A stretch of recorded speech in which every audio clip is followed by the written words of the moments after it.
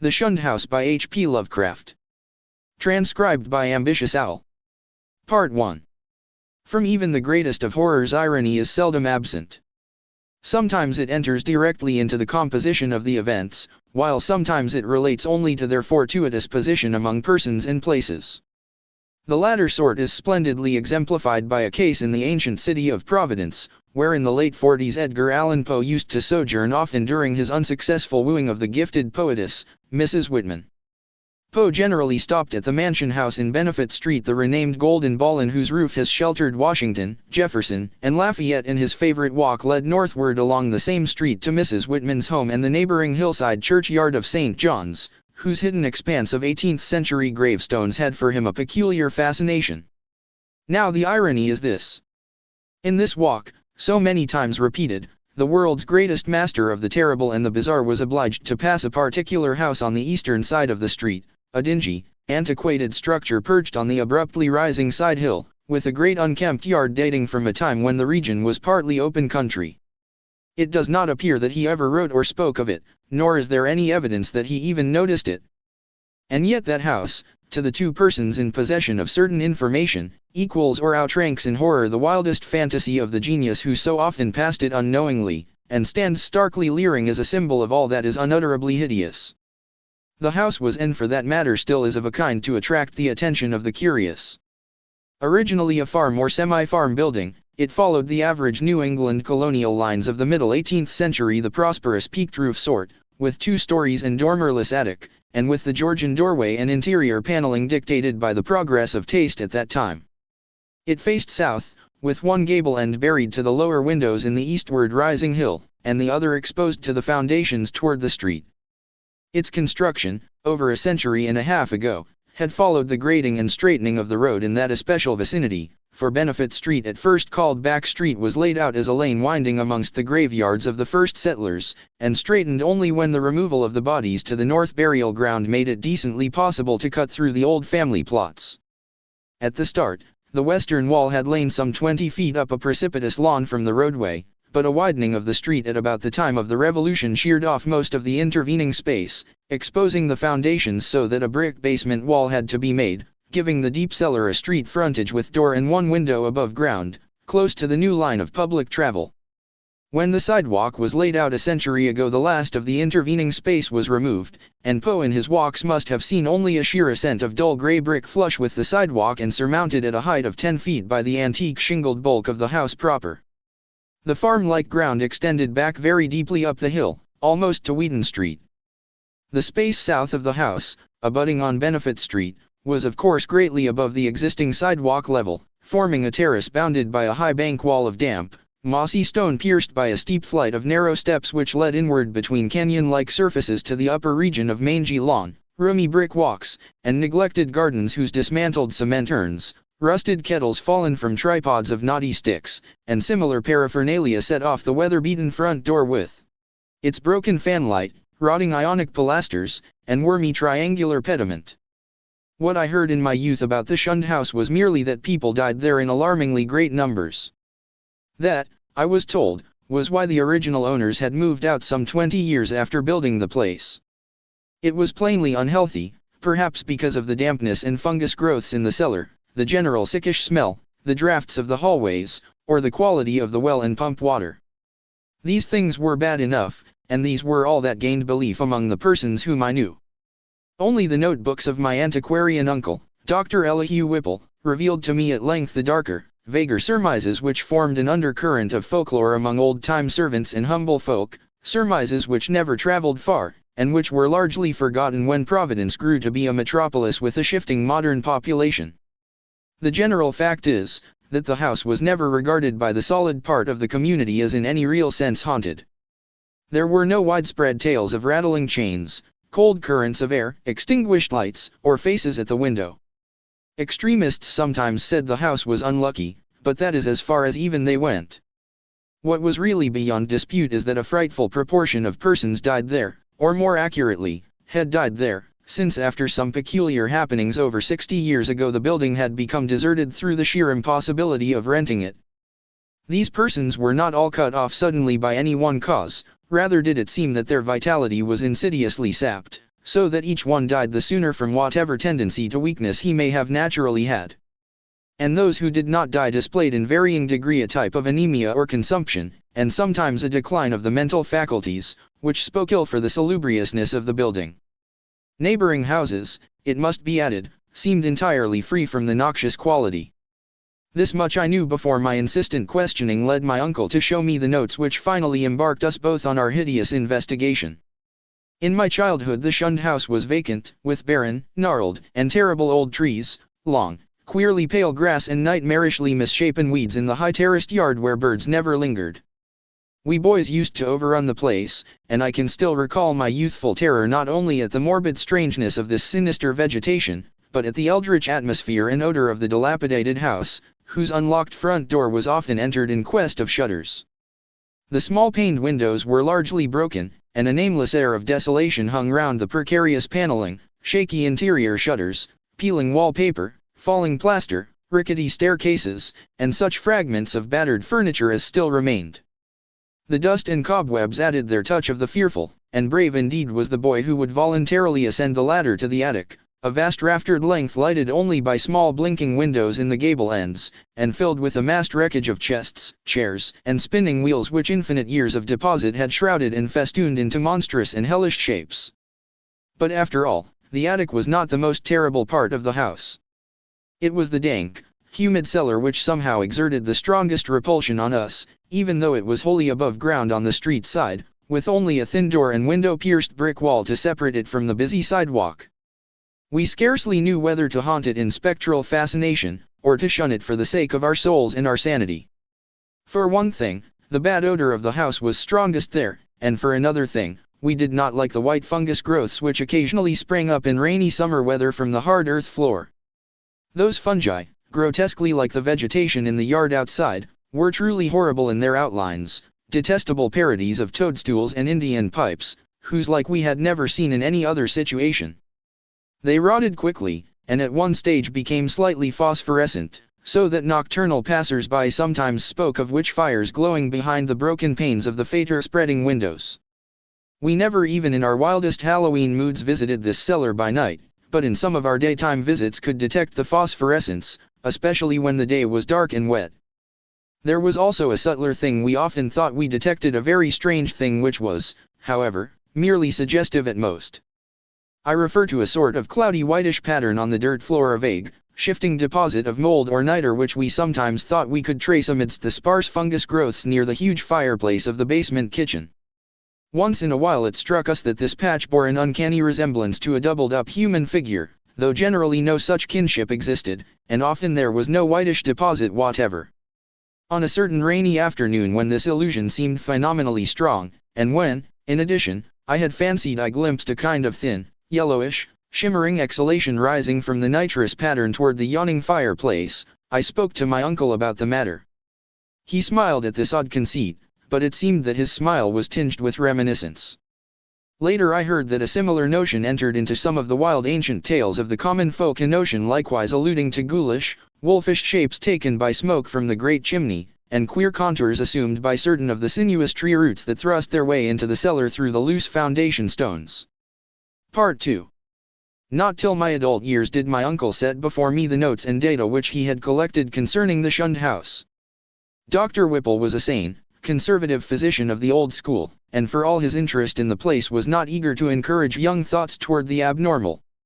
His own view, postulating simply a building and location of markedly unsanitary qualities, had nothing to do with abnormality, but he realized that the very picturesqueness which aroused his own interest would in a boy's fanciful mind take on all manner of gruesome imaginative associations. The doctor was a bachelor, a white-haired, clean-shaven, old-fashioned gentleman, and a local historian of note, who had often broken a lance with such controversial guardians of tradition as Sidney S. Ryder and Thomas W. Bicknell.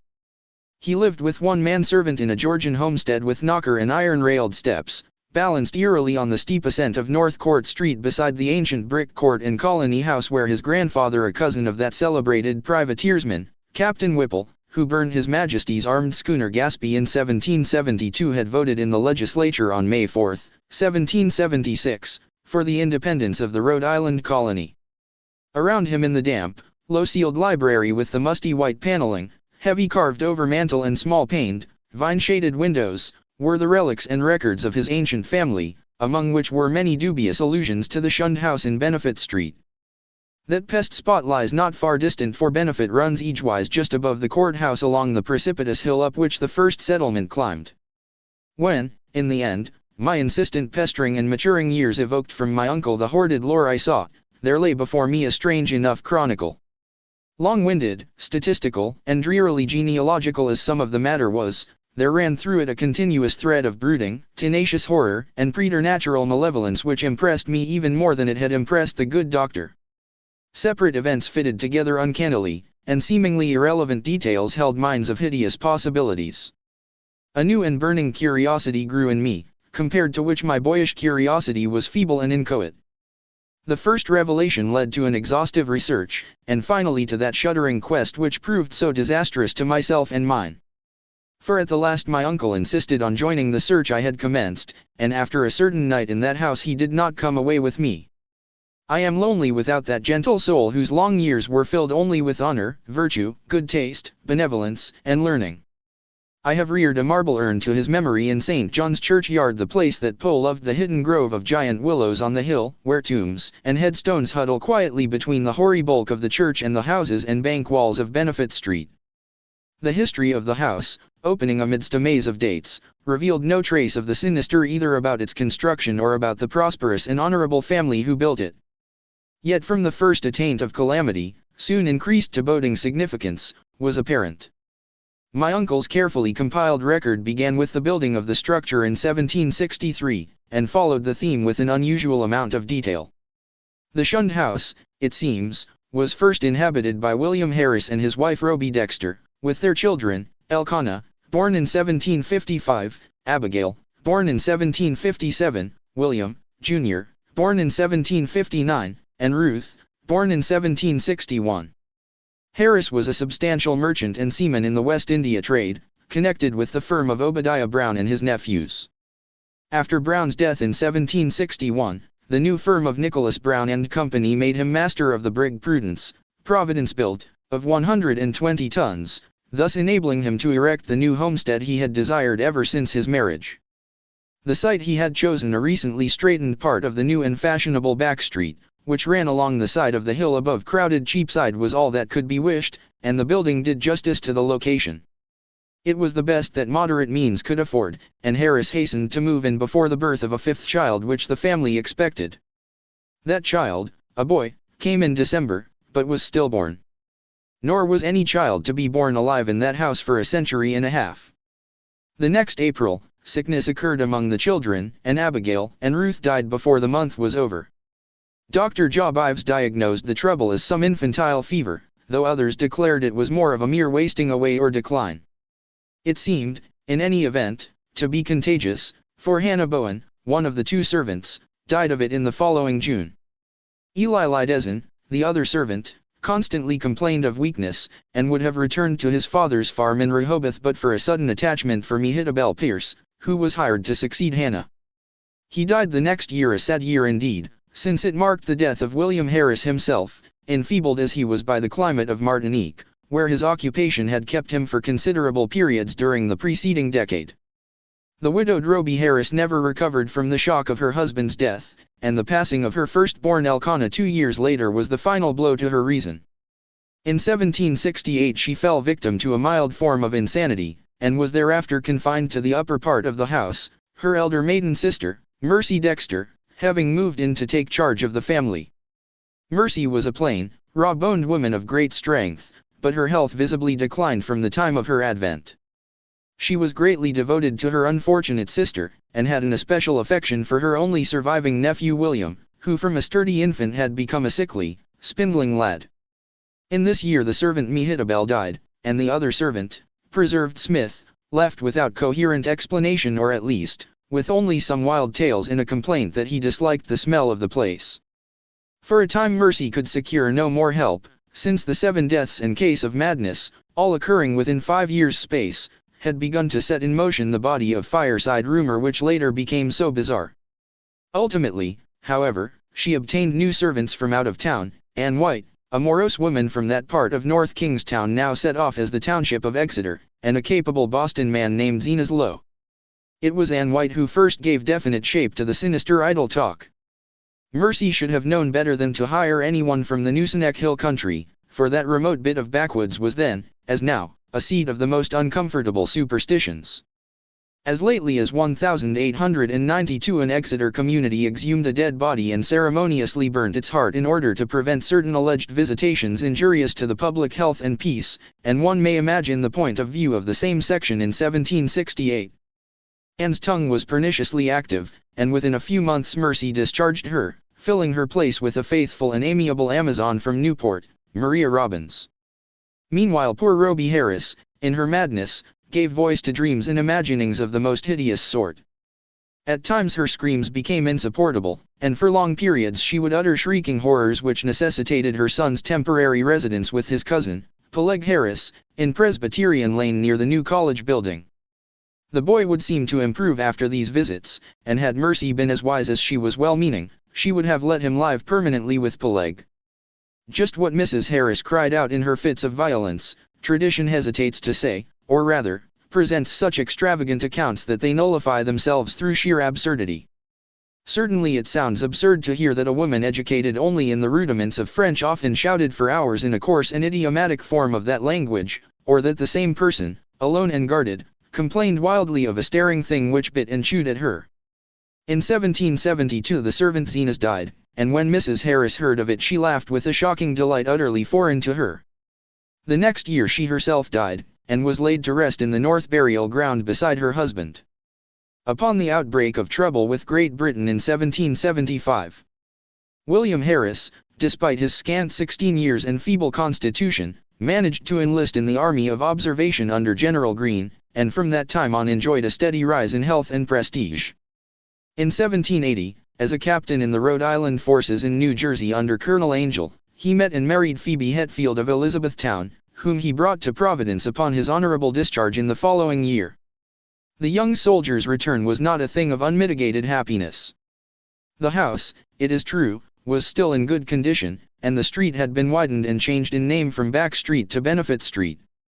But Mercy Dexter's once robust frame had undergone a sad and curious decay, so that she was now a stooped and pathetic figure with hollow voice and disconcerting pallor, qualities shared to a singular degree by the one remaining servant Maria. In the autumn of 1782 Phoebe Harris gave birth to a stillborn daughter, and on the 15th of the next May Mercy Dexter took leave of a useful, austere, and virtuous life. William Harris, at last thoroughly convinced of the radically unhealthful nature of his abode, now took steps toward quitting it and closing it forever. Securing temporary quarters for himself and his wife at the newly opened Golden Ball Inn, he arranged for the building of a new and finer house in Westminster Street, in the growing part of the town across the Great Bridge. There, in 1785, his son Dutty was born, and there the family dwelt till the encroachments of commerce drove them back across the river and over the hill to Angel Street, in the newer East Side residence district, where the late Archer Harris built his sumptuous but hideous French-roofed mansion in 1876. William and Phoebe both succumbed to the yellow fever epidemic of 1797, but Dutty was brought up by his cousin Rathbone Harris, Peleg's son. Rathbone was a practical man, and rented the Benefit Street house despite William's wish to keep it vacant. He considered it an obligation to his ward to make the most of all the boy's property, nor did he concern himself with the deaths and illnesses which caused so many changes of tenants, or the steadily growing aversion with which the house was generally regarded. It is likely that he felt only vexation when, in 1804, the town council ordered him to fumigate the place with sulfur, tar, and gum camphor on account of the much discussed deaths of 4 persons, presumably caused by the then diminishing fever epidemic. They said the place had a febrile smell. Dutty himself thought little of the house, for he grew up to be a privateersman, and served with distinction on the Vigilant under Captain Cahoon in the War of 1812. He returned unharmed, married in 1814, and became a father on that memorable night of September 23, 1815, when a great gale drove the waters of the bay over half the town, and floated a tall sloop well up Westminster Street so that its masts almost tapped the Harris windows in symbolic affirmation that the new boy, Welcome, was a seaman's son. Welcome did not survive his father, but lived to perish gloriously at Fredericksburg in 1862. Neither he nor his son Archer knew of the Shunned house as other than a nuisance almost impossible to rent, perhaps on account of the mustiness and sickly odor of unkempt old age. Indeed, it never was rented after a series of deaths culminating in 1861, which the excitement of the war tended to throw into obscurity. Carrington Harris, last of the male line, knew it only as a deserted and somewhat picturesque center of legend until I told him my experience. He had meant to tear it down and build an apartment house on the site, but after my account decided to let it stand, install plumbing, and rent it. Nor has he yet had any difficulty in obtaining tenants. The horror has gone. Part 3. It may well be imagined how powerfully I was affected by the annals of the Harrises. In this continuous record there seemed to me to brood a persistent evil beyond anything in nature as I had known it, an evil clearly connected with the house and not with the family. This impression was confirmed by my uncle's less systematic array of miscellaneous data legends transcribed from servant gossip, cuttings from the papers, copies of death certificates by fellow physicians, and the like. All of this material I cannot hope to give, for my uncle was a tireless antiquarian and very deeply interested in the Shunned house, but I may refer to several dominant points which earn notice by their recurrence through many reports from diverse sources. For example, the servant gossip was practically unanimous in attributing to the fungus and malodorous cellar of the house a vast supremacy and evil influence. There had been servants, Ann White especially, who would not use the cellar kitchen, and at least 3 well-defined legends bore upon the queer quasi-human or diabolic outlines assumed by tree roots and patches of mold in that region. These latter narratives interested me profoundly, on account of what I had seen in my boyhood, but I felt that most of the significance had in each case been largely obscured by additions from the common stock of local ghost lore. Ann White, with her Exeter superstition, had promulgated the most extravagant and at the same time most consistent tale, alleging that there must lie buried beneath the house one of those vampires, the dead who retain their bodily form and live on the blood or breath of the living, whose hideous legions send their preying shapes or spirits abroad by night. To destroy a vampire one must, the grandmothers say, exhume it and burn its heart, or at least drive a stake through that organ, and Anne's dogged insistence on a search under the cellar had been prominent in bringing about her discharge. Her tales, however, commanded a wide audience, and were the more readily accepted because the house indeed stood on land once used for burial purposes. To me their interest depended less on this circumstance than on the peculiarly appropriate way in which they dovetailed with certain other things. The complaint of the departing servant preserved Smith, who had preceded Anne and never heard of her, that something sucked his breath at night, the death certificates of the fever victims of 1804, issued by Dr. Chad Hopkins, and showing the 4 deceased persons all unaccountably lacking in blood, and the obscure passages of poor Roby Harris's ravings, where she complained of the sharp teeth of a glassy-eyed, half-visible presence. Free from unwarranted superstition though I am, these things produced in me an odd sensation, which was intensified by a pair of widely separated newspaper cuttings relating to deaths in the Shunned house, one from the Providence Gazette and Country Journal of April 12, 1815, and the other from the Daily Transcript and Chronicle of October 27, 1845, each of which detailed an appallingly grisly circumstance whose duplication was remarkable.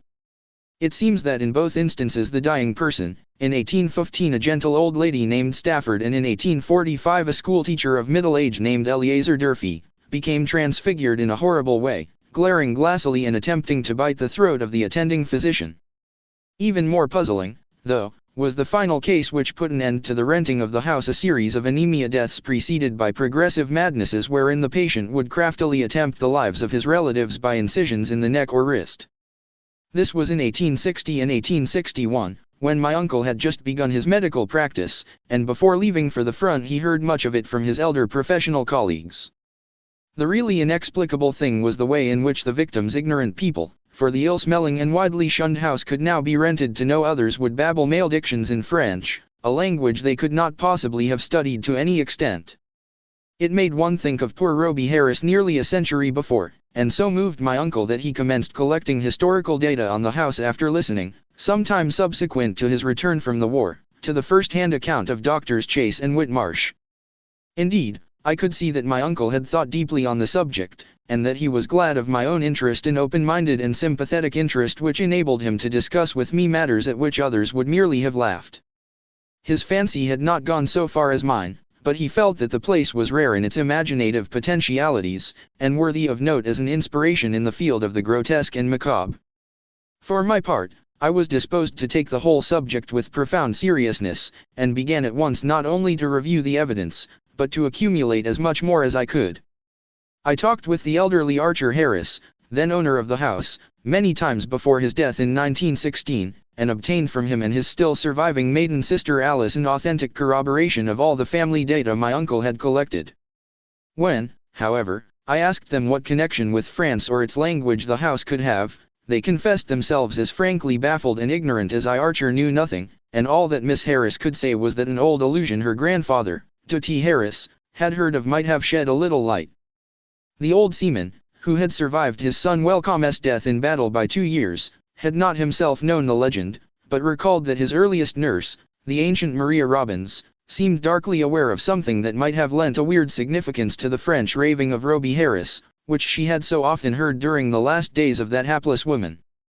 Maria had been at the Shunned house from 1769 till the removal of the family in 1783, and had seen Mercy Dexter die. Once she hinted to the child Dottie of a somewhat peculiar circumstance in Mercy's last moments, but he had soon forgotten all about it save that it was something peculiar. The granddaughter, moreover, recalled even this much with difficulty. She and her brother were not so much interested in the house as was Archer's son Carrington, the present owner, with whom I talked after my experience. Having exhausted the Harris family of all the information it could furnish, I turned my attention to early town records and deeds with a zeal more penetrating than that which my uncle had occasionally shown in the same work.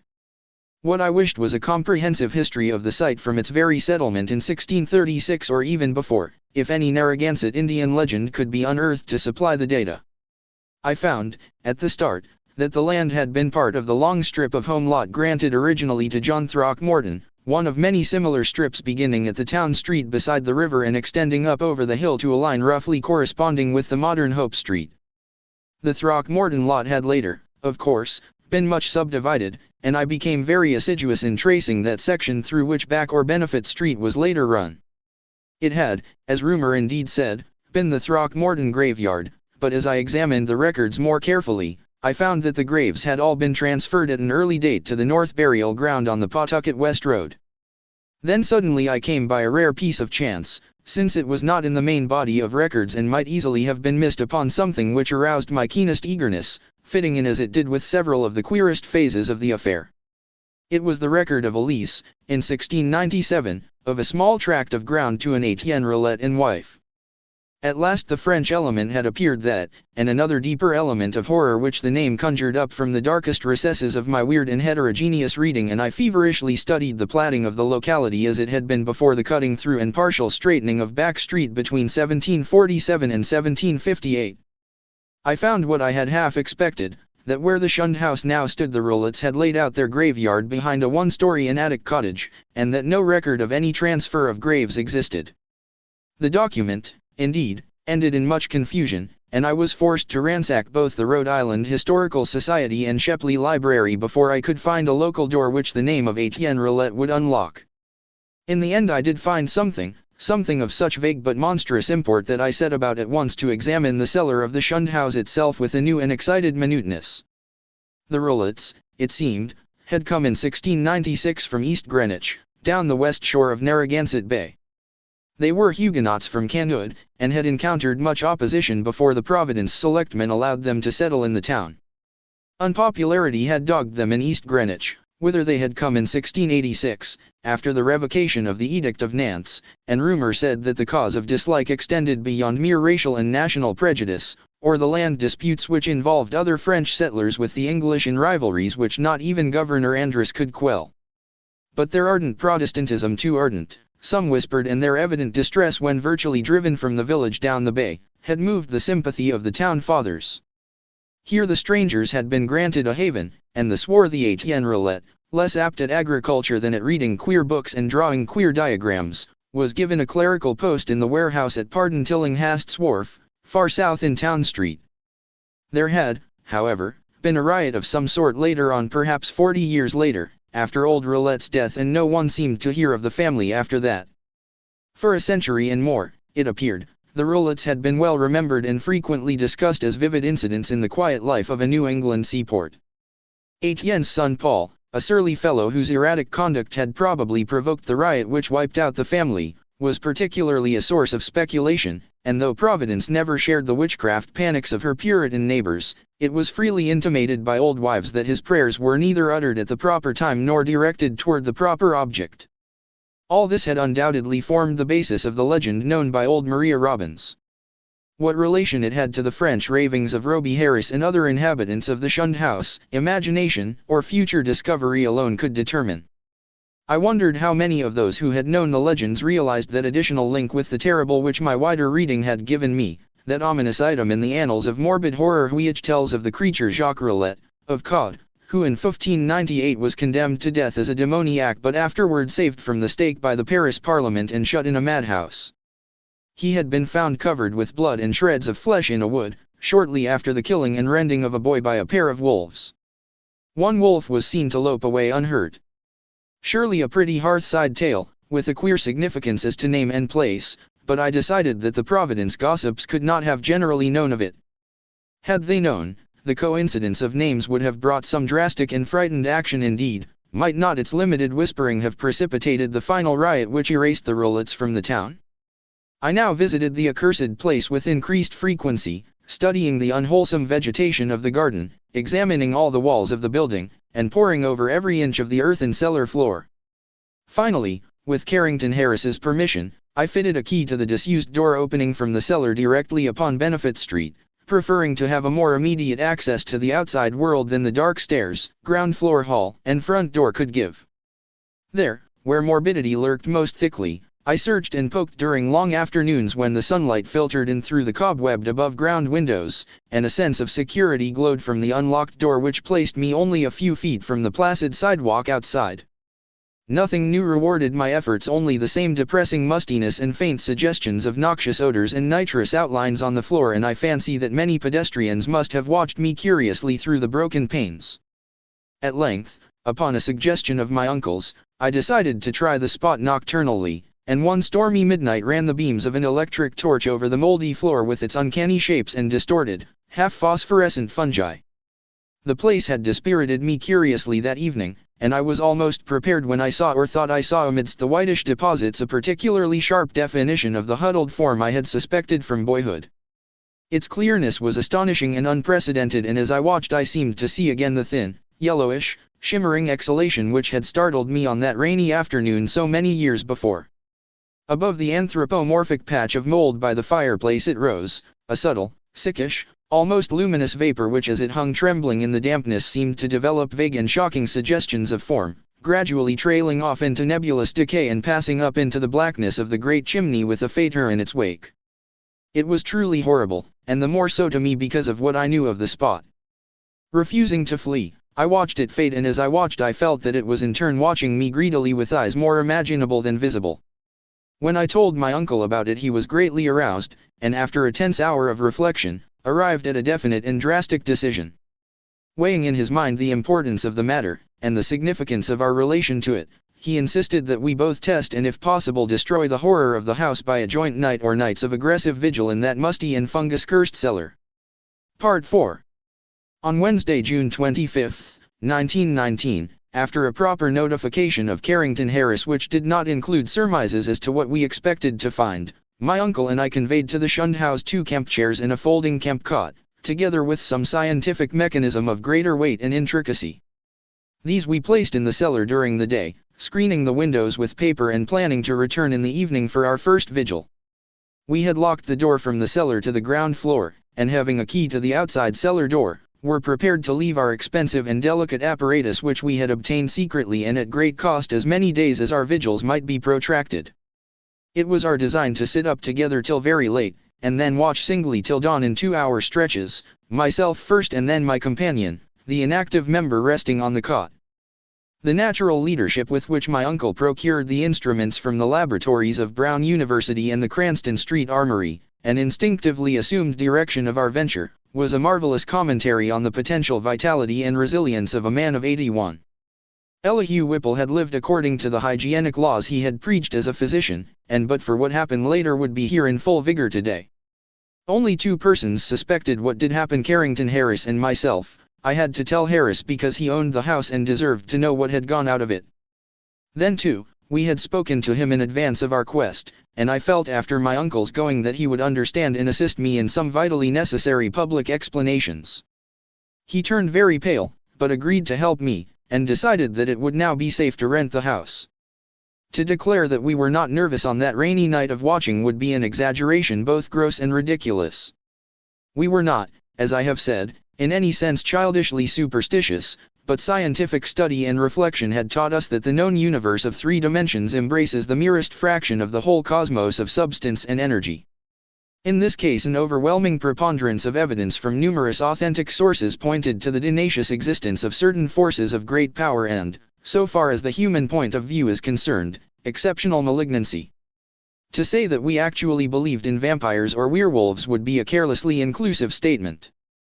Rather must it be said that we were not prepared to deny the possibility of certain unfamiliar and unclassified modifications of vital force in attenuated matter, existing very infrequently in 3-dimensional space because of its more intimate connection with other spatial units, yet close enough to the boundary of our own to furnish us occasional manifestations which we, for lack of a proper vantage point, may never hope to understand. In short, it seemed to my uncle and me that an incontrovertible array of facts pointed to some lingering influence in the Shunned house, traceable to one or another of the ill-favored French settlers of 2 centuries before, and still operative through rare and unknown laws of atomic and electronic motion. That the family of Roulette had possessed an abnormal affinity for outer circles of entity dark spheres which for normal folk hold only repulsion and terror their recorded history seemed to prove. Had not, then, the riots of those bygone 1730s set moving certain kinetic patterns in the morbid brain of one or more of them, notably the sinister Paul Roulette, which obscurely survived the bodies murdered and buried by the mob, and continued to function in some multiple-dimensioned space along the original lines of force determined by a frantic hatred of the encroaching community? Such a thing was surely not a physical or biochemical impossibility in the light of a newer science which includes the theories of relativity and intra-atomic action. One might easily imagine an alien nucleus of substance or energy, formless or otherwise, kept alive by imperceptible or immaterial subtractions from the life force or bodily tissue and fluids of other and more palpably living things into which it penetrates and with whose fabric it sometimes completely merges itself. It might be actively hostile, or it might be dictated merely by blind motives of self-preservation. In any case, such a monster must of necessity be in our scheme of things an anomaly and an intruder, whose extirpation forms a primary duty with every man, not an enemy to the world's life, health, and sanity. What baffled us was our utter ignorance of the aspect in which we might encounter the thing. No sane person had ever seen it, and few had ever felt it definitely. It might be pure energy, a form ethereal and outside the realm of substance, or it might be partly material, some unknown and equivocal mass of plasticity, capable of changing at will to nebulous approximations of the solid, liquid, gaseous, or tenuously unparticled states. The anthropomorphic patch of mold on the floor, the form of the yellowish vapor, and the curvature of the tree roots in some of the old tales, all argued at least a remote and reminiscent connection with the human shape, but how representative or permanent that similarity might be, none could say with any kind of certainty. We had devised 2 weapons to fight it, a large and specially fitted Crookes tube operated by powerful storage batteries and provided with peculiar screens and reflectors, in case it proved intangible and opposable only by vigorously destructive ether radiations, and a pair of military flamethrowers of the sort used in the World War, in case it proved partly material and susceptible of mechanical destruction, for like the superstitious Exeter rustics, we were prepared to burn the thing's heart out if heart existed to burn. All this aggressive mechanism we set in the cellar in positions carefully arranged with reference to the cot and chairs, and to the spot before the fireplace where the mold had taken strange shapes. That suggestive patch, by the way, was only faintly visible when we placed our furniture and instruments, and when we returned that evening for the actual vigil.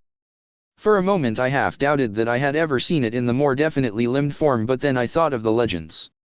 Our cellar vigil began at 10 p.m., daylight saving time, and as it continued we found no promise of pertinent developments.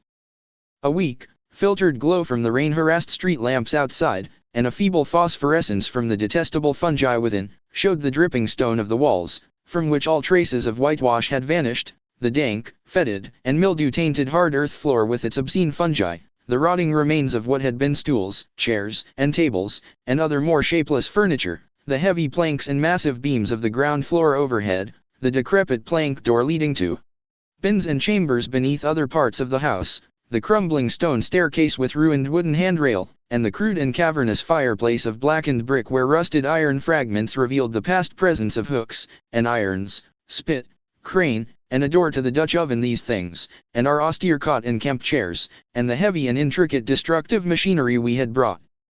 We had, as in my own former explorations, left the door to the street unlocked, so that a direct and practical path of escape might lie open in case of manifestations beyond our power to deal with.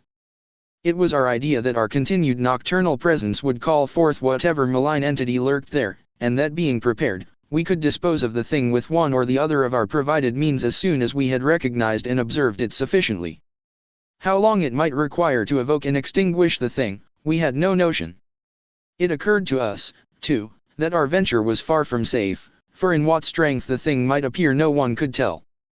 But we deemed the game worth the hazard, and embarked on it alone and unhesitatingly, conscious that the seeking of outside aid would only expose us to ridicule and perhaps defeat our entire purpose. Such was our frame of mind as we talked far into the night, till my uncle's growing drowsiness made me remind him to lie down for his 2-hour sleep. Something like fear chilled me as I sat there in the small hours alone. I say alone, for one who sits by a sleeper is indeed alone, perhaps more alone than he can realize. My uncle breathed heavily, his deep inhalations and exhalations accompanied by the rain outside, and punctuated by another nerve-wracking sound of distant dripping water within, for the house was repulsively damp even in dry weather, and in this storm positively swamp-like. I studied the loose, antique masonry of the walls in the fungus light and the feeble rays which stole in from the street through the screened window, and once, when the noisome atmosphere of the place seemed about to sicken me, I opened the door and looked up and down the street, feasting my eyes on familiar sights and my nostrils on wholesome air. Still nothing occurred to reward my watching, and I yawned repeatedly, fatigue getting the better of apprehension. Then the stirring of my uncle in his sleep attracted my notice. He had turned restlessly on the cot several times during the latter half of the first hour, but now he was breathing with unusual irregularity, occasionally heaving a sigh which held more than a few of the qualities of a choking moan. I turned my electric flashlight on him and found his face averted, so rising and crossing to the other side of the cot, I again flashed the light to see if he seemed in any pain. What I saw unnerved me most surprisingly, considering its relative triviality. It must have been merely the association of any odd circumstance with the sinister nature of our location and mission, for surely the circumstance was not in itself frightful or unnatural. It was merely that my uncle's facial expression, disturbed no doubt by the strange dreams which our situation prompted, betrayed considerable agitation, and seemed not at all characteristic of him. His habitual expression was one of kindly and well-bred calm, whereas now a variety of emotions seemed struggling within him. I think, on the whole, that it was this variety which chiefly disturbed me. My uncle, as he gasped and tossed in increasing perturbation and with eyes that had now started open, seemed not one but many men, and suggested a curious quality of alienage from himself. All at once he commenced to mutter, and I did not like the look of his mouth and teeth as he spoke. The words were at first indistinguishable, and then with a tremendous start I recognized something about them which filled me with icy fear till I recalled the breadth of my uncle's education and the interminable translations he had made from anthropological and antiquarian articles in the Revue des Deux Mondes. For the venerable Elihu Whipple was muttering in French, and the few phrases I could distinguish seemed connected with the darkest myths he had ever adapted from the famous Paris magazine. Suddenly a perspiration broke out on the sleeper's forehead, and he leaped abruptly up, half awake. The jumble of French changed to a cry in English, and the hoarse voice shouted excitedly, "My breath, my breath." Then the awakening became complete, and with a subsidence of facial expression to the normal state my uncle seized my hand and began to relate a dream whose nucleus of significance I could only surmise with a kind of awe. He had, he said, floated off from a very ordinary series of dream pictures into a scene whose strangeness was related to nothing he had ever read. It was of this world, and yet not of it, a shadowy geometrical confusion in which could be seen elements of familiar things in most unfamiliar and perturbing combinations. There was a suggestion of queerly disordered pictures superimposed one upon another, an arrangement in which the essentials of time as well as of space seemed dissolved and mixed in the most illogical fashion. In this kaleidoscopic vortex of phantasmal images were occasional snapshots, if one might use the term, of singular clearness but unaccountable heterogeneity. Once my uncle thought he lay in a carelessly dug open pit, with a crowd of angry faces framed by straggling locks and three-cornered hats frowning down on him. Again he seemed to be in the interior of an old house, apparently, but the details and inhabitants were constantly changing, and he could never be certain of the faces or the furniture, or even of the room itself, since doors and windows seemed in just as great a state of flux as the presumably more mobile objects. It was queer, damnably queer, and my uncle spoke almost sheepishly, as if half expecting not to be believed, when he declared that of the strange faces many had unmistakably borne the features of the Harris family. And all the while there was a personal sensation of choking, as if some pervasive presence had spread itself through his body and sought to possess itself of his vital processes. I shuddered at the thought of those vital processes, worn as they were by 81 years of continuous functioning, in conflict with unknown forces of which the youngest and strongest system might well be afraid, but in another moment reflected that dreams are only dreams, and that these uncomfortable visions could be, at most, no more than my uncle's reaction to the investigations and expectations which had lately filled our minds to the exclusion of all else. Conversation, also, soon tended to dispel my sense of strangeness, and in time I yielded to my yawns and took my turn at slumber. My uncle seemed now very wakeful, and welcomed his period of watching even though the nightmare had aroused him far ahead of his allotted 2 hours. Sleep seized me quickly, and I was at once haunted with dreams of the most disturbing kind. I felt, in my visions, a cosmic and abysmal loneness, with hostility surging from all sides upon some prison where I lay confined. I seemed bound and gagged, and taunted by the echoing yells of distant multitudes who thirsted for my blood. My uncle's face came to me with less pleasant association than in waking hours, and I recall many futile struggles and attempts to scream. It was not a pleasant sleep, and for a second I was not sorry for the echoing shriek which clove through the barriers of dream and flung me to a sharp and startled awakeness in which every actual object before my eyes stood out with more than natural clearness and reality. Part 5. I had been lying with my face away from my uncle's chair, so that in this sudden flash of awakening I saw only the door to the street, the window, and the wall and floor and ceiling toward the north of the room, all photographed with morbid vividness on my brain in a light brighter than the glow of the fungi or the rays from the street outside. It was not a strong or even a fairly strong light, certainly not nearly strong enough to read an average book by. But it cast a shadow of myself and the cot on the floor, and had a yellowish, penetrating force that hinted at things more potent than luminosity. This I perceived with unhealthy sharpness despite the fact that 2 of my other senses were violently assailed. For on my ears rang the reverberations of that shocking scream, while my nostrils revolted at the stench which filled the place. My mind, as alert as my senses, recognized the gravely unusual, and almost automatically I leaped up and turned about to grasp the destructive instruments which we had left trained on the moldy spot before the fireplace. As I turned, I dreaded what I was to see, for the scream had been in my uncle's voice, and I knew not against what menace I should have to defend him and myself. Yet after all, the sight was worse than I had dreaded. There are horrors beyond horrors, and this was one of those nuclei of all dreamable hideousness which the cosmos saves to blast an accursed and unhappy few. Out of the fungus-ridden earth steamed up a vaporous corpse light, yellow and diseased, which bubbled and lapped to a gigantic height in vague outlines half human and half monstrous, through which I could see the chimney and fireplace beyond.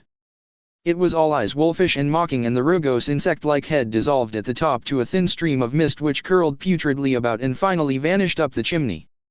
I say that I saw this thing, but it is only in conscious retrospection that I ever definitely traced its damnable approach to form. At the time, it was to me only a seething, dimly phosphorescent cloud of fungus loathsomeness, enveloping and dissolving to an abhorrent plasticity the one object on which all my attention was focused. That object was my uncle, the venerable Elihu Whipple, who with blackening and decaying features leered and gibbered at me, and reached out dripping claws to rend me in the fury which this horror had brought. It was a sense of routine which kept me from going mad. I had drilled myself in preparation for the crucial moment, and blind training saved me. Recognizing the bubbling evil as no substance reachable by matter or material chemistry, and therefore ignoring the flamethrower which loomed on my left, I threw on the current of the Crookes tube apparatus, and focused toward that scene of immortal blasphemousness, the strongest ether radiations which man's art can arouse from the spaces and fluids of nature.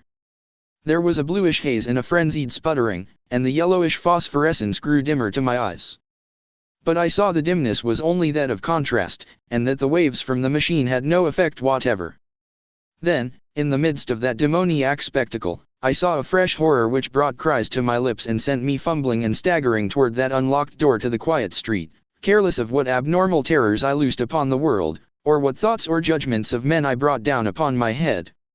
In that dim blend of blue and yellow the form of my uncle had commenced a nauseous liquefaction whose essence eludes all description, and in which there played across his vanishing face such changes of identity as only madness can conceive. He was at once a devil and a multitude, a charnel house and a pageant. Lit by the mixed and uncertain beams, that gelatinous face assumed a score 100 aspects, grinning, as it sank to the ground on a body that melted like tallow, in the caricatured likeness of legions strange and yet not strange. I saw the features of the Harris line, masculine and feminine, adult and infantile, and other features old and young, coarse and refined, familiar and unfamiliar. For a second there flashed a degraded counterfeit of a miniature of poor Medroby Harris that I had seen in the School of Design Museum, and another time I thought I caught the raw-boned image of Mercy Dexter as I recalled her from a painting in Carrington Harris's house. It was frightful beyond conception, toward the last, when a curious blend of servant and baby visages flickered close to the fungus floor where a pool of greenish grease was spreading. It seemed as though the shifting features fought against themselves and strove to form contours like those of my uncle's kindly face. I like to think that he existed at that moment, and that he tried to bid me farewell. It seems to me I hiccuped a farewell from my own parched throat as I lurched out into the street, a thin stream of grease following me through the door to the rain-drenched sidewalk. The rest is shadowy and monstrous. There was no one in the soaking street, and in all the world there was no one I dared tell. I walked aimlessly south past College Hill and the Athenaeum, down Hopkins Street, and over the bridge to the business section where tall buildings seemed to guard me as modern material things guard the world from ancient and unwholesome wonder. Then grey dawn unfolded wetly from the east, silhouetting the archaic hill and its venerable steeples, and beckoning me to the place where my terrible work was still unfinished. And in the end I went, wet, hatless, and dazed in the morning light, and entered that awful door in Benefit Street which I had left ajar, and which still swung cryptically in full sight of the early householders to whom I dared not speak. The grease was gone, for the moldy floor was porous. And in front of the fireplace was no vestige of the giant doubled-up form traced in niter. I looked at the cot, the chairs, the instruments, my neglected hat, and the yellowed straw hat of my uncle. Dazedness was uppermost, and I could scarcely recall what was dream and what was reality. Then thought trickled back, and I knew that I had witnessed things more horrible than I had dreamed. Sitting down, I tried to conjecture as nearly as sanity would let me just what had happened, and how I might end the horror, if indeed it had been real. Matter it seemed not to be, nor ether, nor anything else conceivable by mortal mind. What, then, but some exotic emanation, some vampirish vapor such as Exeter rustics tell of as lurking over certain churchyards? This I felt was the clue, and again I looked at the floor before the fireplace where the mold and niter had taken strange forms. In 10 minutes my mind was made up, and taking my hat I set out for home, where I bathed, ate, and gave by telephone an order for a pickaxe, a spade, a military gas mask, and 6 carboys of sulfuric acid, all to be delivered the next morning at the cellar door of the Shunned house in Benefit Street. After that I tried to sleep, and failing, passed the hours in reading and in the composition of inane verses to counteract my mood. At 11 a.m. the next day I commenced digging. It was sunny weather, and I was glad of that. I was still alone, for as much as I feared the unknown horror I saw, there was more fear in the thought of telling anybody. Later I told Harris only through sheer necessity, and because he had heard odd tales from old people which disposed him ever so little toward belief. As I turned up the stinking black earth in front of the fireplace, my spade causing a viscous yellow ichor to ooze from the white fungi which it severed, I trembled at the dubious thoughts of what I might uncover. Some secrets of inner earth are not good for mankind, and this seemed to me one of them. My hand shook perceptibly, but still I delved, after a while standing in the large hole I had made. With the deepening of the hole, which was about 6 feet square, The evil smell increased, and I lost all doubt of my imminent contact with the hellish thing whose emanations had cursed the house for over a century and a half. I wondered what it would look like, what its form and substance would be, and how big it might have waxed through long ages of life-sucking. At length I climbed out of the hole and dispersed the heaped-up dirt, then arranging the great carboys of acid around and near two sides, so that when necessary I might empty them all down the aperture in quick succession. After that I dumped earth only along the other two sides, working more slowly and donning my gas mask as the smell grew. I was nearly unnerved at my proximity to a nameless thing at the bottom of a pit. Suddenly my spade struck something softer than earth. I shuddered, and made a motion as if to climb out of the hole, which was now as deep as my neck. Then courage returned, and I scraped away more dirt in the light of the electric torch I had provided. The surface I uncovered was fishy and glassy, a kind of semi-putrid congealed jelly with suggestions of translucency. I scraped further, and saw that it had form. There was a rift where a part of the substance was folded over. The exposed area was huge and roughly cylindrical, like a mammoth soft blue-white stovepipe doubled in two, its largest part some 2 feet in diameter. Still more I scraped, and then abruptly I leaped out of the hole and away from the filthy thing, frantically unstopping and tilting the heavy carboys, and precipitating their corrosive contents one after another down that charnel gulf and upon the unthinkable abnormality whose titan elbow I had seen. The blinding maelstrom of greenish-yellow vapor which surged tempestuously up from that hole as the floods of acid descended, will never leave my memory. All along the hill people tell of the yellow day, when virulent and horrible fumes arose from the factory waste dumped in the Providence River, but I know how mistaken they are as to the source. They tell, too, of the hideous roar which at the same time came from some disordered water pipe or gas main underground, but again I could correct them if I dared. It was unspeakably shocking, and I do not see how I lived through it. I did faint after emptying the fourth carboy, which I had to handle after the fumes had began to penetrate my mask, but when I recovered I saw that the hole was emitting no fresh vapors. The 2 remaining carboys I emptied down without particular result, and after a time I felt it safe to shovel the earth back into the pit. It was twilight before I was done, but fear had gone out of the place. The dampness was less fetid, and all the strange fungi had withered to a kind of harmless grayish powder which blew ash-like along the floor. One of Earth's nethermost terrors had perished forever, and if there be a hell, it had received at last the demon soul of an unhallowed thing. And as I patted down the last spadeful of mold, I shed the first of the many tears with which I have paid unaffected tribute to my beloved uncle's memory. The next spring no more pale grass and strange weeds came up in the Shunned house's terraced garden, and shortly afterward Carrington Harris rented the place. It is still spectral, but its strangeness fascinates me, and I shall find mixed with my relief a queer regret when it is torn down to make way for a tawdry shop or vulgar apartment building. The barren old trees in the yard have begun to bear small, sweet apples, and last year the birds nested in their gnarled boughs.